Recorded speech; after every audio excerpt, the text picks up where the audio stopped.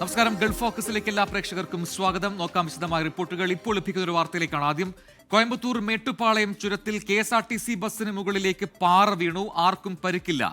ബസ്സിന് കേടുപാടുണ്ടായി. സുജിത്ത് അയ്യപ്പത്ത് നൽകുന്നതിന്റെ കൂടുതൽ വിവരങ്ങൾ. സുജിത്ത്, എന്തായാലും യാത്രക്കാർക്ക് ആർക്കും പരിക്കില്ല എന്നത് ആശ്വാസ വാർത്തയാകുമ്പോഴും ഇത് ആശങ്കയാകുന്നുണ്ട്. ഈ റൂട്ടിൽ ഇങ്ങനെ ഉള്ള സംഭവങ്ങൾ മുൻപുണ്ടായിട്ടുണ്ടോ? എന്താണ് അവിടെ സംഭവിച്ചത്? ഇന്ന് രാത്രി 10 മണിയോടുകൂടിയാണ് ഈ ഒരു അപകടം ഉണ്ടായത്. കോയമ്പത്തൂരിൽ നിന്ന് മാനന്തവാടിയിലേക്ക് സർവീസ് നടത്തിയിരുന്ന മാനന്തവാടി ഡിപ്പോയിലെ ബസ്സിന് മുകളിലേക്കാണ് പാറ പതിച്ചത്. ചുരത്തിൽ, അതായത് കുനൂരിനും മേട്ടുപ്പാളയത്തിനും ഇടയിലാണ് ഈ ഒരു സംഭവം ഉണ്ടായിരിക്കുന്നത്. ഇവിടെ വണ്ടിയുടെ നമ്പർ KL 15 A2222 എന്ന നമ്പറാണ്. ബസ് നമ്പർ വയനാട് ഡിപ്പോയിലെ AT 325 number super fast bus. ഈ ബസ്സിന്റെ മുകളിലേക്കാണ് പാറ വീണത്. അതായത് ആദ്യം ഒരു ചെറിയ പാറയാണ് പതിച്ചത്. അത് നേരെ ബസ്സിന്റെ മുകളിലേക്ക് വീഴുകയായിരുന്നു. പക്ഷെ ആർക്കും പരിക്കില്ല എന്നുള്ളതാണ് ഏറ്റവും പ്രധാനപ്പെട്ട കാര്യം. ഇതിന് പിന്നാലെ 2 കൂറ്റൻ പാറകൾ കൂടി പതിക്കുകയുണ്ടായി. ആ പാറകൾ ഡ്രൈവറുടെ സംയോജിതമായ ഇടപെടലാണ് വലിയ ദുരന്തം ഒഴിവാക്കിയത്. വണ്ടി വേഗം വെട്ടിച്ച് നീക്കിയതിനാൽ ഈ 2 പാറകളും ഈ ബസ്സിന് മുകളിൽ പതിക്കാതെ അത് പുറത്തേക്ക് പതിക്കുകയാണ് ഉണ്ടായത് എന്നുള്ളതാണ് നമുക്ക് ലഭ്യമാകുന്ന വിവരം. എന്തായാലും അത്തരത്തിലൊരു സംയോജിത ഇടപെടൽ ഉണ്ടായില്ലെങ്കിൽ ഒരുപക്ഷെ ഒരു വലിയ ദുരന്തം തന്നെ മേട്ടുപ്പാളയം ചുരത്തിൽ സംഭവിക്കുമായിരുന്നു. യാത്രക്കാരെല്ലാം തന്നെ സുരക്ഷിതരാണ്. മാത്രമല്ല ബസ് ജീവനക്കാർ, കണ്ടക്ടർ ലത്തീഫുമായി നമ്മൾ സംസാരിച്ചു. അവരെല്ലാം തന്നെ സുരക്ഷിതരാണ് എന്നുള്ളതാണ് നമുക്ക് ലഭ്യമാകുന്ന വിവരം. 10 മണിയോടുകൂടിയാണ് ഇത്തരത്തിൽ ഒരു അപകടം ഉണ്ടായിരിക്കുന്നത്. പ്രജിത്ത്. ശരി, സുജിത്ത് അയ്യപ്പത്താണ് വയനാട്ടിൽ നിന്ന് വിശദാംശങ്ങൾ നൽകിയത്. ഗസ സമാധാന ചർച്ചകൾ വഴിമുട്ടുന്നു. ബന്ദികളുടെ മൃതദേഹങ്ങൾ തിരികെ നൽകുന്നതിൽ ഹമാസ് കാലതാമസം വരുത്തുന്നുവെന്നാണ് ഇസ്രായേലിന്റെ കുറ്റപ്പെടുത്തൽ. റഫ അതിർത്തി തുറക്കില്ലെന്നും സഹായം നിർത്തിവെക്കുമെന്നും ഇസ്രായേൽ പ്രഖ്യാപിച്ചു കഴിഞ്ഞിട്ടുണ്ട്. ശ്രീജിത്ത് ബാലകൃഷ്ണൻ ഇന്റർനാഷണൽ ന്യൂസ് ഡെസ്കിൽ നിന്ന് കൂടുതൽ വിവരങ്ങളുമായി ചേരുന്നു. ശ്രീജിത്ത്, സമാധാന കരാർ ഒപ്പുവെച്ച് ഒരു ദിവസം കഴിയുമ്പോഴാണ് ഇപ്പോൾ വീണ്ടും ഒരു പ്രതിസന്ധി ഗസയിൽ ഉണ്ടായിരിക്കുന്നത്. ഒരുപക്ഷെ ഒരു വിഭാഗം നിരീക്ഷകരെങ്കിലും പറഞ്ഞിരുന്നു ഇതിൽ ഇസ്രായേലും ഹമാസ് നേതാക്കളും ഒപ്പുവെക്കാതെ ഉണ്ടാക്കിയ ഈ ഉടമ്പടി, അതിന് പിന്നാലെ അല്ലെങ്കിൽ ഈ കരാർ, അത് പാലിക്കപ്പെടാൻ ഇരു വിഭാഗവും തയ്യാറാകുമോ? പിന്നീട് പ്രശ്നങ്ങൾ ഉണ്ടാകില്ലേ എന്ന ചോദ്യം പല കോണുകളിൽ നിന്നും ഉയർന്നിരുന്നു. അത് ശരിവെക്കും വിധത്തിലാണ് ഇപ്പോൾ സംഭവങ്ങൾ നടക്കുന്നത്. എന്താണ് ഇപ്പോൾ ഇങ്ങനെ ഇസ്രായേലിനെ പ്രകോപിപ്പിക്കാൻ കാരണം? ആക്രമണം ഉണ്ടായെന്ന റിപ്പോർട്ടുകളും ഉണ്ടല്ലോ. തീർച്ചയായും അങ്ങനെ തന്നെയാണ് കാരണം ഡൊണാൾഡ് ട്രംപ് പറയുകയാണ് സമാധാന ചർച്ചകളുടെ 2ാം ഘട്ടത്തിലേക്ക് കടന്നു കഴിഞ്ഞു എന്ന് പറഞ്ഞ് ഏതാണ്ട് മണിക്കൂറുകൾ പിന്നിടുമ്പോഴാണ് സമാധാന ചർച്ചകൾ വഴിമുട്ടുന്ന അവസ്ഥയിലേക്ക് കാര്യങ്ങൾ പോകുന്നത്.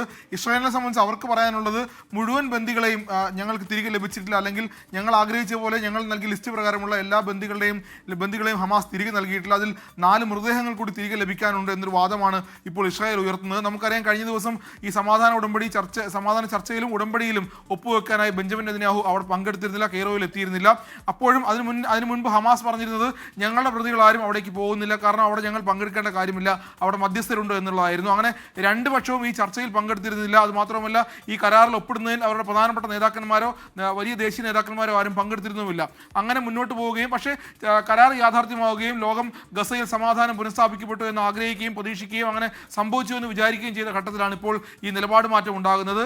ഇസ്രായേലിനെ സംബന്ധിച്ച് അവരെ സംബന്ധിച്ച് റഫ അതിർത്തി തുറക്കുന്നില്ല എന്ന നിലപാടിലേക്കാണ് പോകുന്നത്. മാത്രമല്ല, പിൻവാങ്ങിയ സൈന്യം അവിടെ നിന്ന് പൂർണ്ണമായി വിട്ടുപോയിട്ടില്ല എന്നുള്ളതിന് തെളിവുകൾ കൂടി പുറത്തു വരുന്നുണ്ട്. കാരണം സൈന്യം പിൻവാങ്ങിയ സ്ഥലത്തേക്ക് എത്തിയ ആളുകളെ വെടിവെച്ചിട്ടു, 9 പലസ്തീനിയൻസിനെ വെടിവെച്ചിട്ടു എന്നൊരു വാർത്ത കൂടി പുറത്തു വരുന്നുണ്ട്. അങ്ങനെ വീണ്ടും ഒരു യുദ്ധസമാനമായ അന്തരീക്ഷത്തിലേക്ക് അല്ലെങ്കിൽ കരാർ ലംഘനത്തിലേക്ക് വീണ്ടും പോകുന്നു എന്നുള്ളതാണ് ഇപ്പോൾ മനസ്സിലാക്കുന്നത്.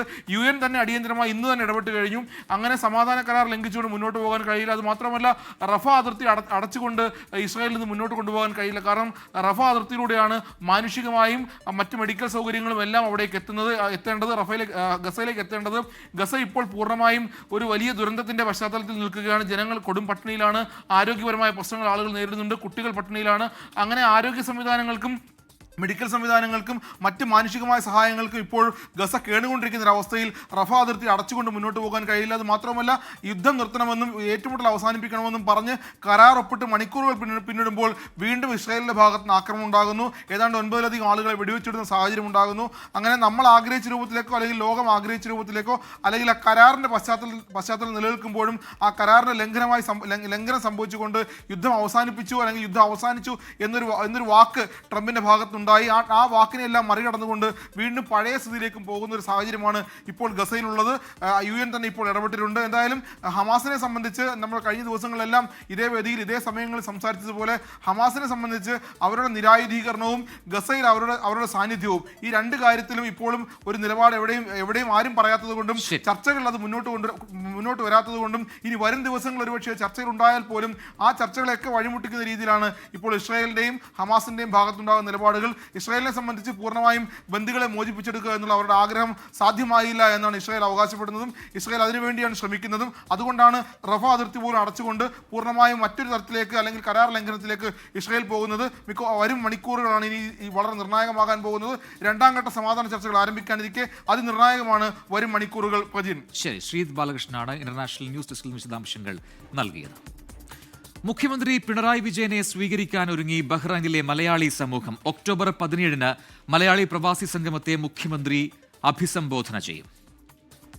കേരള മുഖ്യമന്ത്രി പിണറായി വിജയന്റെ ബഹ്റിൻ സന്ദർശനത്തോടനുബന്ധിച്ചുള്ള മലയാളി പ്രവാസി സംഗമം വിജയിപ്പിക്കാനാവശ്യമായ വിവിധ തയ്യാറെടുപ്പുകൾ നടന്നുവരുന്നതായി സ്വാഗത സംഘം chairman PV Radhakrishnapillai, general convener P Sreejith, സമാജം സെക്രട്ടറി വർഗീസ് കാരക്കൽ, ലോക കേരള സഭാംഗം സുബൈർ കണ്ണൂർ തുടങ്ങിയവർ അറിയിച്ചു. ഗൾഫ് പര്യടനത്തിൻ്റെ ആദ്യ ഘട്ടമാണ് ബഹ്റിൻ സന്ദർശനം. അത് ഒരു ഗംഭീര വിജയമാക്കാനുള്ള ശ്രമത്തിലാണ് ബഹ്റിനിലെ മലയാളികൾ. അദ്ദേഹം 3.5 കോടിയോളം വരുന്ന കേരള ജനതയുടെ മുഖ്യമന്ത്രിയാണ്. അപ്പോൾ ഈ സ്വീകരണത്തിന് രാഷ്ട്രീയ മാനങ്ങളൊന്നുമില്ല. എല്ലാ മലയാളികളും ഒത്തുചേർന്നാണ് ഇവിടെ സ്വീകരണം എടുക്കുന്നത്. മലയാളം മാനവികത, ഇതാണ് അതിൻ്റെ ഒരു തീം. 16 നേരത്തെ തീരുമാനിച്ചിരുന്നത്. പക്ഷേ 17 പബ്ലിക് ഹോളിഡേ ആയതുകൊണ്ട് ഞാൻ അങ്ങോട്ട് മാറ്റണമെന്ന് ഞങ്ങൾ സത്യത്തിൽ അഭ്യർത്ഥിച്ചിരുന്നു. അപ്പോൾ ആ അഭ്യർത്ഥനയുടെ പേരിലാണ് അത് തന്നെയുള്ള സൗദിയിലേക്കുള്ള പ്രോഗ്രാം പോസ്റ്റ്പോണ്ടായി. അപ്പോൾ അതുകൊണ്ടാണ് അദ്ദേഹം 17 പ്രോഗ്രാമുകളിലേക്ക് മാറ്റിവെച്ചത്. നേരത്തെ നമ്മൾ 16 അനൗൺസ് ചെയ്യുന്നത്, ഇപ്പോൾ 17.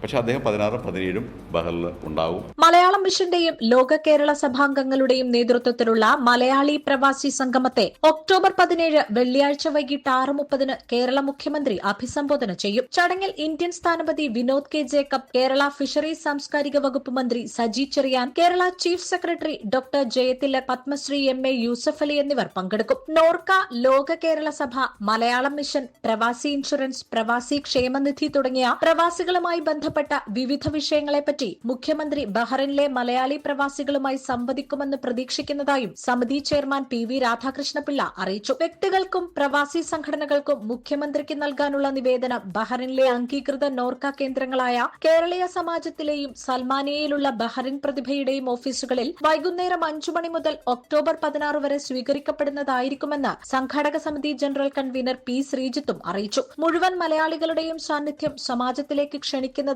പ്രവേശനം സൗജന്യമായ മലയാളി പ്രവാസി സംഗമം വമ്പിച്ച വിജയമാക്കി തീർക്കാൻ ഏവരും സഹകരിക്കണമെന്നും ഭാരവാഹികൾ അഭ്യർത്ഥിച്ചു. 24 ബഹ്റൈൻ. കുവൈത്തിൽ ഹജ്ജ് അപേക്ഷകൾ സമർപ്പിക്കുന്നതിനുള്ള പുതിയ സേവനം സഹൽ ആപ്പിലൂടെ ആരംഭിച്ചതായി കുവൈറ്റ് ഇസ്ലാമിക കാര്യ മന്ത്രാലയം അറിയിച്ചു. ഹജ്ജ് നിർവഹിക്കാൻ ആഗ്രഹിക്കുന്നവർക്ക് സഹൽ ആപ്പ് വഴി ഓൺലൈനായി നവംബർ 22 വരെ അപേക്ഷ നൽകാം.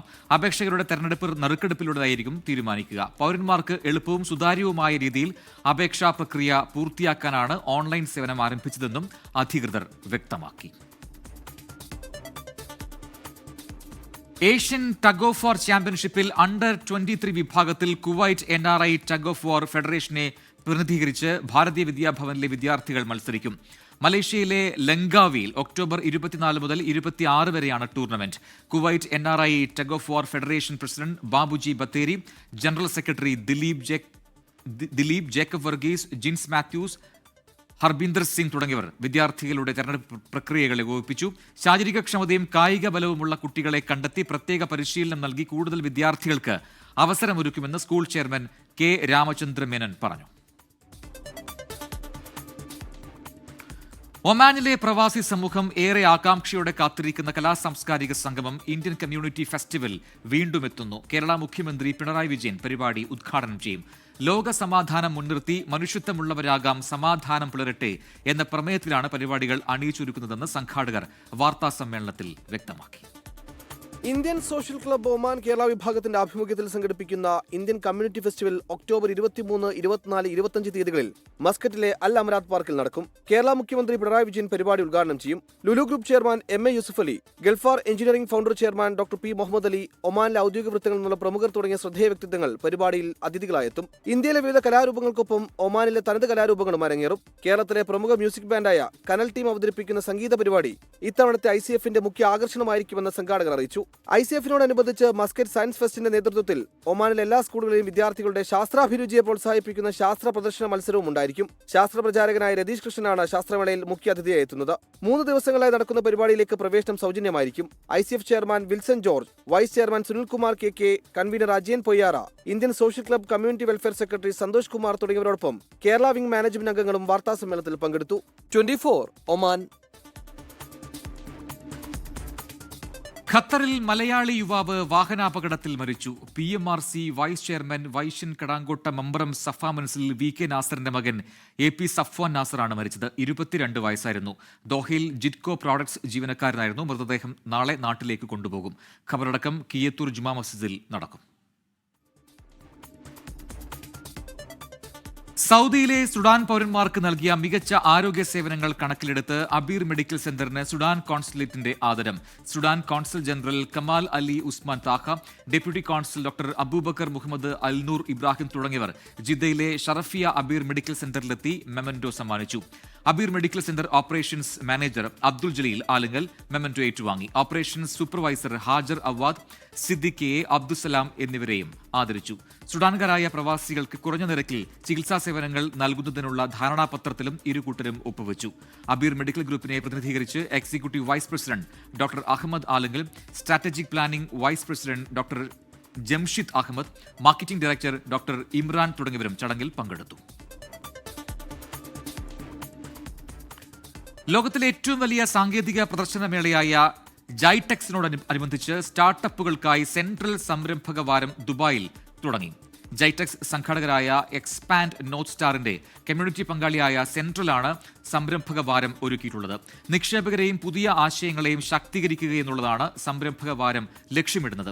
17 വരെ നീണ്ടുനിൽക്കുന്ന സംരംഭക വാരത്തിൽ പുതിയ സാങ്കേതിക വിദ്യകൾ, നിക്ഷേപ അവസരങ്ങൾ, ആഗോള വ്യാപാര ആശയങ്ങൾ തുടങ്ങിയ വിവിധ വിഷയങ്ങളിൽ സെഷനുകൾ ഉണ്ടാകും.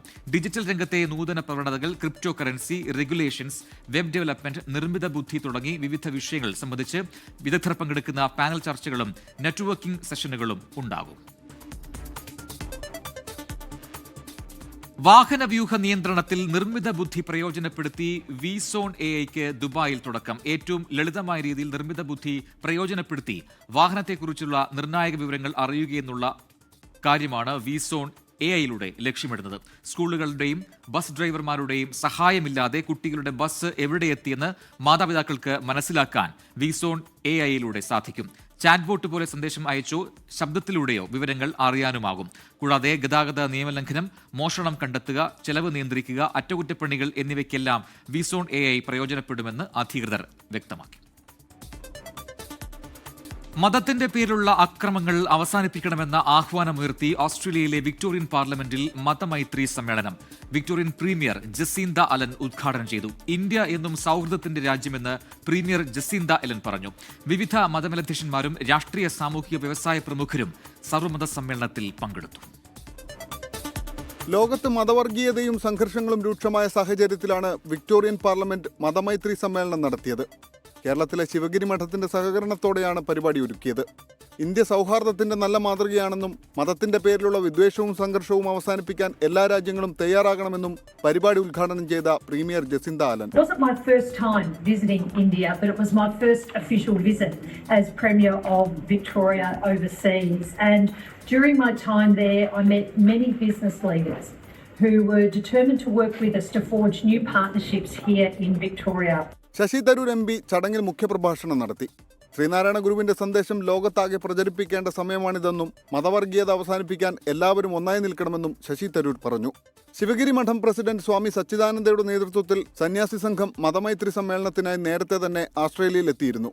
ഓസ്ട്രേലിയയിലെ ഹിന്ദു, മുസ്ലിം, സിഖ്, ജൈന, ബുദ്ധ മതമേലധ്യക്ഷന്മാരും വിവിധ ക്രൈസ്തവ സഭാ തലവന്മാരും സമ്മേളനത്തിൽ സംസാരിച്ചു. ഇന്ത്യയിൽ നിന്നും വിവിധ മേഖലയിലെ പ്രമുഖരായ Chandy Oommen MLA, Shri Gokulam group chairman Gokulam Gopalan, all India Malayali association general secretary KR Manoj, AV Anoop തുടങ്ങിയവർ പങ്കെടുത്തു. സമ്മേളനത്തിൽ വിവിധ മതസൗഹാർദ്ദ പുസ്തക പ്രകാശനങ്ങളും നടന്നു.